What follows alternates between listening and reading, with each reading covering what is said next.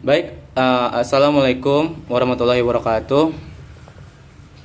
Perkenalkan, nama saya Muhammad Amirullah Ilham dengan NIM 241420062 dari PBS kelas 3B. Saya ingin menjelaskan tentang hubungan antara hukum perdata, hukum dagang, dan hukum pidana. Jadi, hukum perdata, hukum dagang, dan hukum pidana saling berkaitan karena ketiganya mengatur perilaku manusia dalam kehidupan bermasyarakat, hanya saja dari sisi yang berbeda. Hukum perdata mengatur hubungan antara individu dalam hal kepemilikan, perjanjian, warisan, dan tanggung jawab perdata.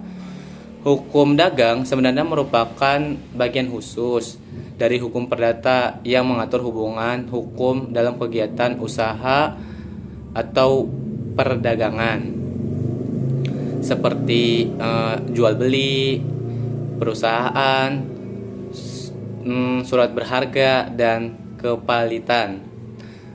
Sementara itu, hukum pidana mengatur perbuatan yang dianggap melanggar norma hukum dan merugikan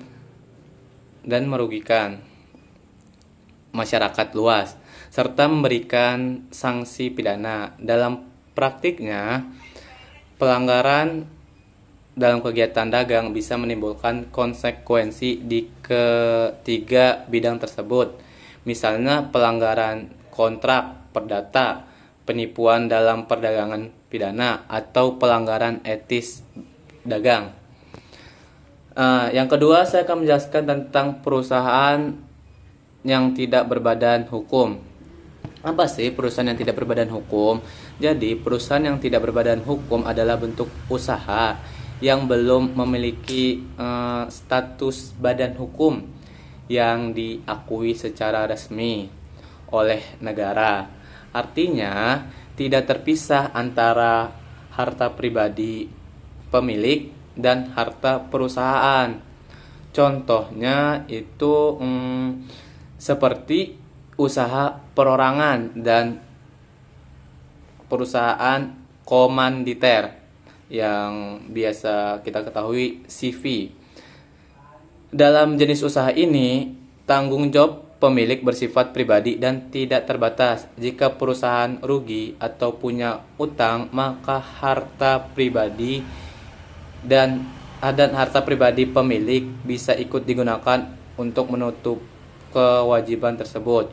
Maka tidak berbadan hukum perusahaan jenis ini tetap sah menjalankan kegiatan usaha, namun perlindungan hukumnya tidak sekuat badan hukum seperti PT atau koperasi. Mungkin cukup sekian penjelasan terkait hal tersebut dari saya. Wassalamualaikum warahmatullahi wabarakatuh.